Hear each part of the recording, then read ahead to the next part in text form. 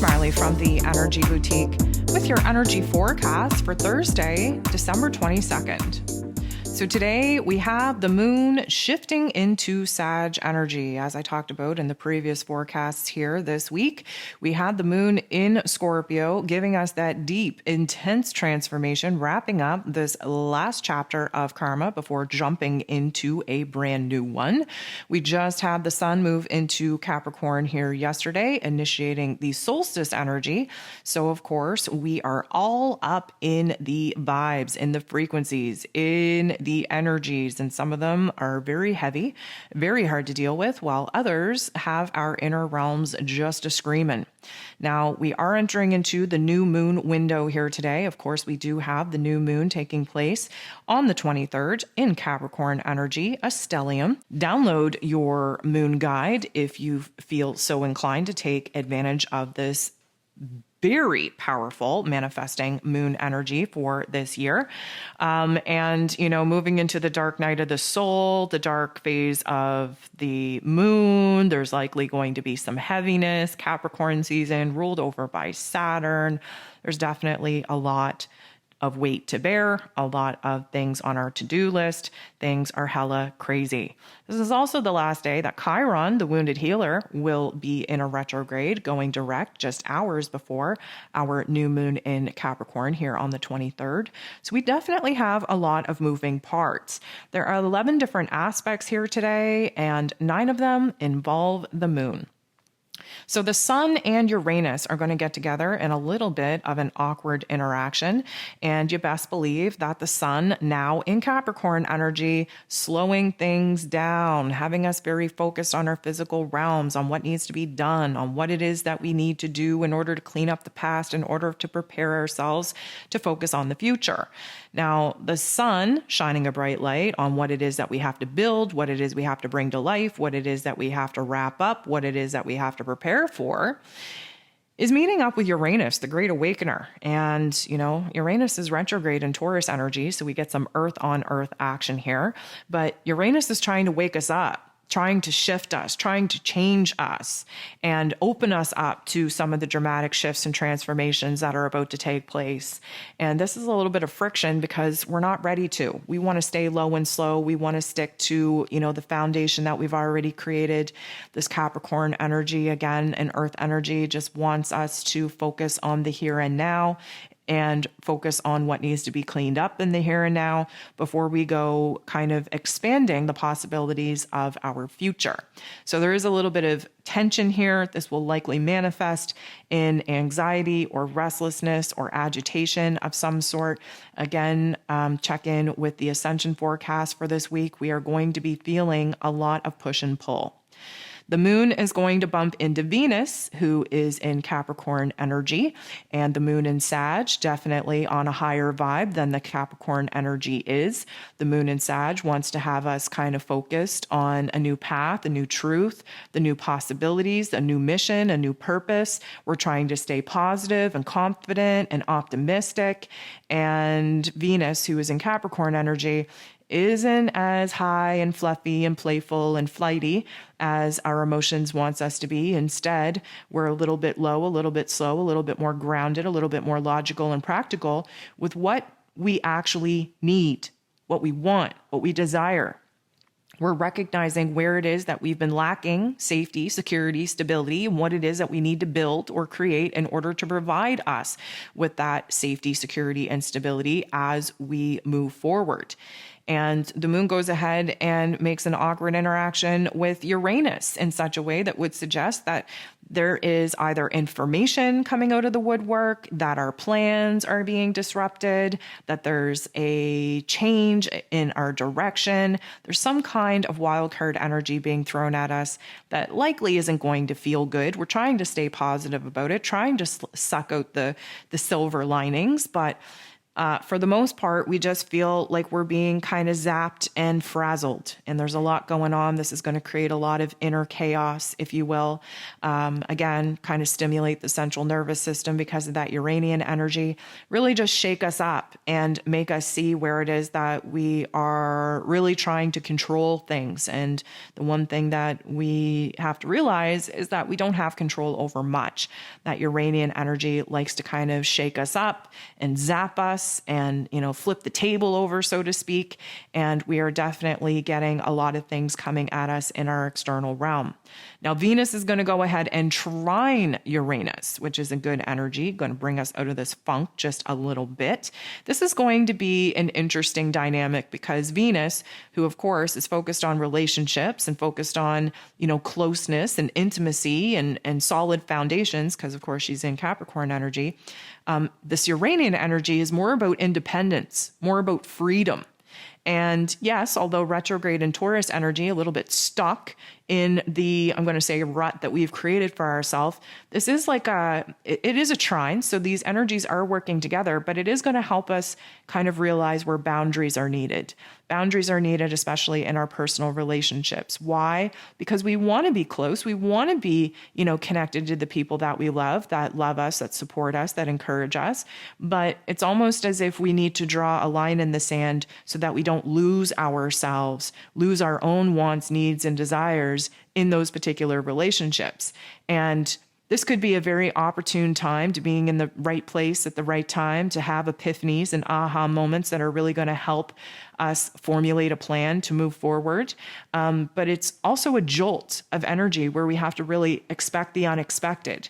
And because this is a trine and this is a good vibe, we could see people from the past reappear in a good way. We could meet up with old friends.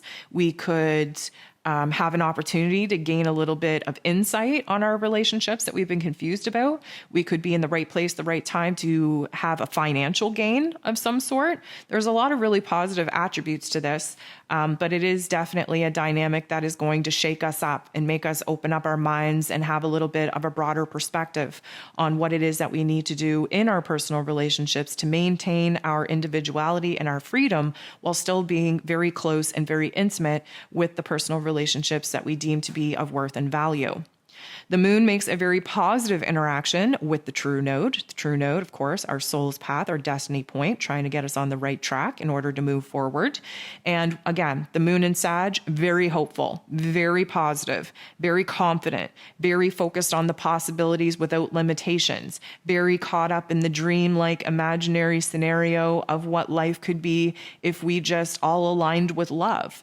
And, there's a new truth, a new quest, a new mission, a new purpose that is emerging within us, especially entering into this new karmic chapter. And for the most part, this interaction is kind of giving us some insight on what, the next stage, the next phase of our path actually looks like. The moon will be bumping into Mercury, though, in not the nicest way. This is our heart and our head not really being on the same page. Again, Mercury being in Capricorn energy is very to the point, very down to the nitty gritty, not really that emotional, just focused on the facts, focused on what needs to be done, focused on the foundation, the structures that are needed in our lives in order to bring some of the ideas that we have to life. And the moon in Sag, although very futuristically focused as well, is a little bit more, I'm going to say, on the imaginary line of things, the hopes, the wishes, the dreams where nothing is impossible. Mercury in Capricorn knows that that is not true. There are limitations. We do have a ceiling. We do have restrictions. We have guidelines that we have to operate in if we do stand a chance of bringing some of our ideas to life. Now, let me just also say that when our heart and head are not on the same page and Mercury is involved, we do have an opportunity, most likely, to actually speak on some of the things that are not jiving so well within us. If you are presented with an opportunity to have heart-to-heart conversations or to communicate your thoughts and ideas to other people, do so very carefully. With Mercury being in Capricorn energy, we don't emote as well. And we can come off very cold, very rigid, and very emotionally withdrawn, let's say. And that's really the last thing that we want to do in some of these more difficult energy exchanges. Just be cautiously aware that we are kind of being thrown a lot of information, a lot of situations, a lot of energy, a lot of data that we're having a hard time processing and making sense of. And there's definitely this emotional charge coming from the moon being in Sag, but this logic and practicality coming from Mercury being in Capricorn energy. The moon goes ahead, makes a very positive interaction with Uranus. So the earlier interaction brought a little bit of emotional chaos, brought a little bit of a disruption, likely kind of flipped the table on our plans. Now we're jiving. We're realizing that, guess what? Nothing is happening to us. Things are happening for us. And what we're doing is we're having sparks of ideas, sparks of inspirations, shifts in perspective, shifts in understanding. And all of this is essentially changing not only how it is that we look back in the past, but that we're positioning ourselves in the present moment and preparing for our future. The moon sextiles, which is a beautiful energy, with Saturn, the ruler of Capricorn season, who rules over karma and roles and responsibilities, structures and foundations. And Saturn is in Aquarian energy right now. So we have fire and air coming together. And what we know about fire and air is that as long as we can keep the spark lit, the fire lit, the excitement up, that we're aligning, with the mission, with the purpose, with the truth, with the quest, that the ideas, the conversations, I'm going to say, improvements that are coming into our higher intelligence, we're able to take those ideas and do something with them, initiate something, bring them to life. Now, Saturn is essentially helping us to get organized on what we need to build and create in our lives in order to bridge the gap from where it is that we're at to where it is that we desire to be. And the moon in Sag, of course, has a lot of big ideas, big thoughts, big feels, and the possibilities are endless in the Sag realm. Saturn, not quite as hopeful, not quite as expansive, definitely knows that there are limits, restrictions, and boundaries, and that they are needed in order for us to actually have a proper framework, a guideline, in order to actually bring some of these dreams and visions to life. The moon gets into the boxing ring with Neptune, who is in Pisces energy. Now, what we know to be true is that Sag energy being fire energy and Pisces energy being water energy, we have a little bit of a kerfuffle here. If we have too much excitement, too many big thoughts, too many big ideas, too many big feelings, we are going to basically override our intuition. We're going to override our, connection with our higher selves. And if we have too many dreams, too many feelings, too many, intuitive insights, it can really take the magic out of the possibilities that we're trying to conjure up right now. And so what we get with the moon squaring Neptune is a whole lot of confusion. We're disconnected from both parts of self. We're having a hard time bridging the gap between our higher selves and our lower selves, between our heart and our head, between our heart space and our intuition. And our dreams are a little bit vague, a little bit foggy. We have this want, need, desire, this intensity, this urgency from the Sag energy to just, let yourself go, let yourself soar, just fly by the seat of your pants and dance to the beat of your own drum. Neptune in Pisces, not so much. We want to go with the flow. We don't really want to push things to happen. We want to just see what kind of flows naturally to us. But we're overwhelmed right now. We're overstimulated. And the one thing that happens with Neptune is when we are overwhelmed, when there's too many energies going on, too many emotions coming to the surface, we tend to shut down. We tend to numb. We tend to disassociate. And this is in a prime example of where it is that we're at in our day with all of these energies coming at us, where we don't know the direction that we should be taking. We're questioning everything. We're low on, physical energy. We feel like our inner realms are all revved up because of the moon being in Sag, but yet we can't connect to a vision, to a dream, to our higher self. And because of that, it's very overwhelming, very overstimulating. Many people out in the world picking up on the subtle energies of other people. We really are having a hard time identifying what it is that we're thinking, what it is that we're feeling. The moon bumps into the true node in not the nicest way. And this is really going to put us in a cluster F to really question whether or not not the direction that we thought we were taking is the right direction for us. Again, when the moon squares Neptune, we tend to lose sight of what it is that we were working towards, what it is that we were inspired by, what it is that we were motivated by. And right now, we're starting to pretty much question everything. The moon is moving into its void, of course, as it prepares to shift into Capricorn energy, which it will do very early on Friday morning. And when the moon goes void, things get shaky, things get uncertain. We start kind of speaking fear into our dreams and questioning, everything that we thought to be true. The one thing we got going at us, or for us, I should say, is the moon. The moon's last aspect is with Pluto, the great transformer. And what it kind of feels like here is that there's a lot of energy, a lot of information, a lot of situations coming at us from the exterior realm that we don't have control over. And it's making us spiral, so to speak. It's making us cluster effed. It's making us, really pick ourselves apart, beat ourselves down.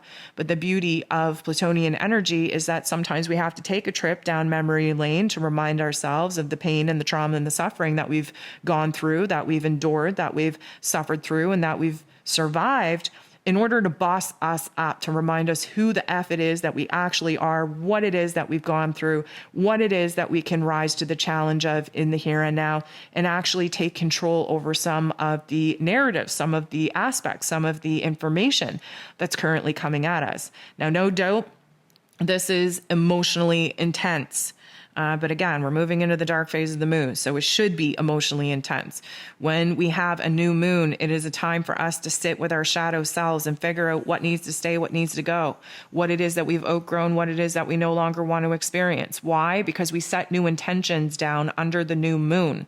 And this new moon in Capricorn, like I've been saying, do not sleep on this, do the work. This is the most powerful manifesting energies that we have in this calendar.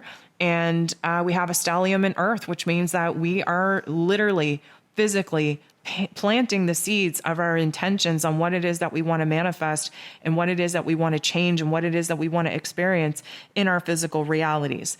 And we are definitely moving into the empowerment stage of this dark phase of the moon with this Plutonian aspect. But again, sometimes we have to sit in the darkness in order to appreciate the light.